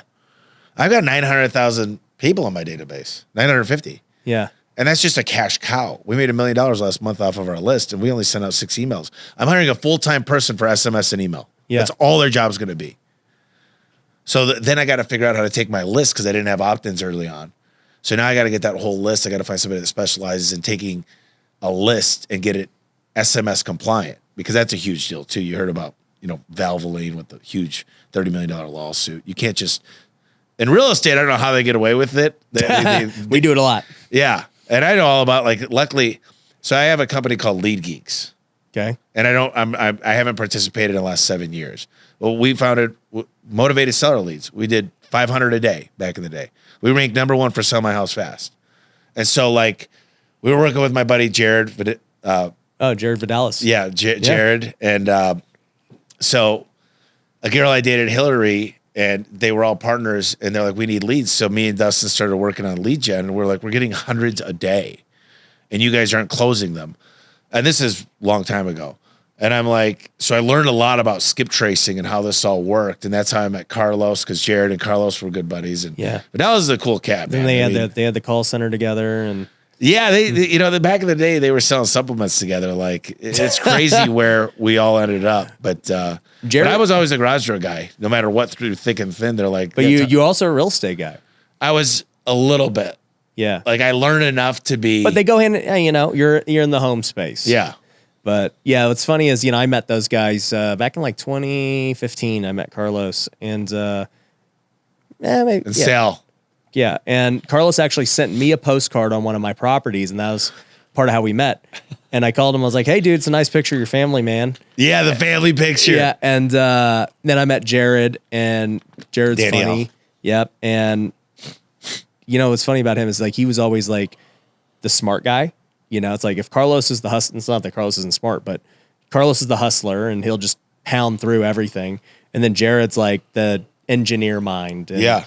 He's just thinking of ways to play the system and all this stuff. Oh, dude. Jared figured out some of the shit they used to do. He had a whole printer set up, as long as this wall. And sending out. He told me that. Yeah. Yeah. And dude, and the spam, they figured out how to email. He figured out text way before everyone. Well, no. And the deal was, it turned on leads. But the deal is for me, I used to do black hat stuff. Yeah. I can't afford to make any mistakes these last 4 years. I've got too many families relying on me to do something just a text message thing with a class action lawsuit. I got to be above board on everything. Mm-hmm. I used to have a PBN, a private blog network with 1,000 sites that I ranked and built. You were doing the SEO stuff with. Yeah. Well, and then I had to clean everything up and get rid of all that. You got to get really, really serious. I mean, this is a long, long time ago, but ultimately, you got to be, you make mistakes early on in business, but text messaging is a tool. Why not just hire somebody for $250,000 and say, take my database of 1 million. You close 30% into text messaging. You give me 300,000 to text. That's worth 100 million to me for 250,000 to go do it right. Yeah.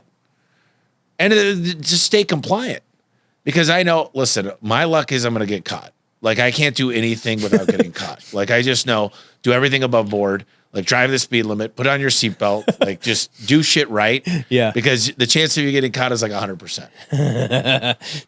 It just funny. Is. I can tell you this. I'm not DUI. Like, of course. Like, I'm the one guy that didn't drink a lot and drive. And of course, at the time I do, you got one. Yeah, I was like 26 years old, but still. That's crazy. Well, bro, I've had a blast learning about garage doors, the things you're doing, the black hat stuff. It's great, man. I'm excited too to, continue to just see, what opportunities unfold from here. And, I definitely want to have you speak at one of our events at WealthCon, because, man, people need to hear this stuff, especially with business, man, because a lot of people just like running around with their head cut off, just trying 8 million things and not staying focused. And like, you're living proof of, dude, I do garage doors.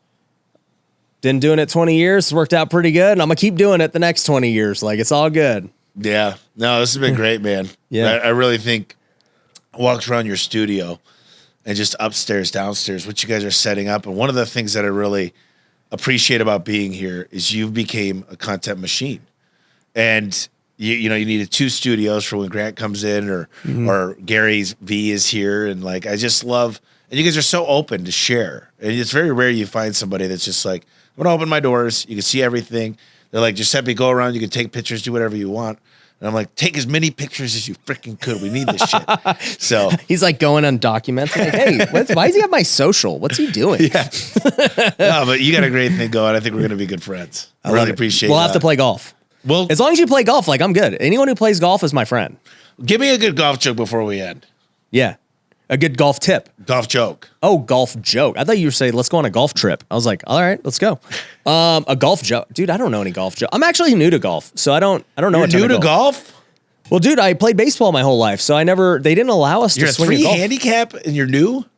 I started playing 2.5 years ago because I bought a house on a golf course, and I was like, well, I should get a membership. So I bought a membership, and then I got addicted. I was like, dude, I'm going to get lessons. I'm going to be the best. And so it's like you, dude, when you want to like do something. You want to win. Yeah, there's no in between. It's not like I'm going to go just play just to like, no, I'm going to be the best. There's no other point. I like that attitude. I'll give you a joke. Okay, let me hear it. It's a little vulgar. All right.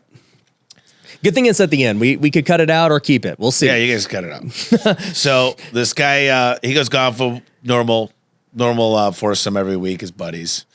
It's a Sunday, finishes up with the boys, and they're like, hey, let's watch the game. He's like, no. He's like, my wife's cooking today. She'll kill me if I don't make it home for lunch. So he's driving home, and there's this beautiful woman broke down. She's got really high-cut skirt, low-cut blouse. She's trying to change her tire. And he's like, oh, no. He pulls over and help her change her tire. One thing leads to another. They're in her back seat, and they're going at it. And he looks at his watch like an hour later. He goes, oh, my God. He goes, I'm screwed. So he's like, I got to go. I'm sorry. So he drives home to his wife, and she's out on the porch, and she's tapping her foot. She's sitting out there like this. She goes, where in the hell have you been? He goes, honey, I'm not going to lie to you. He goes, got done with the boys golfing, and there's a beautiful woman broke down, and we made love in her back seat for the last hour. What can I say? She goes, you lying son of a bitch. You played 36, didn't you? Jeez. That's funny. I don't know if that's going to make it or not. We'll see. I think it'll make the cut. But, dude, I appreciate you, man. Thanks for coming. Yeah, it's been great. Yeah. Guys, make sure you go follow Tommy if you're not, and we'll catch you on the next one. Peace. If you don't look like somebody that I'd want to invest my money in, I'm not going to invest my money in you. If I walked in, I had $1 million to invest today, and I walked in and I looked at you, and I didn't even hear you yet, but I looked at you and I didn't believe in you by the look at you, I'm out. People have eyeballs, and they are judging you before you even open your mouth.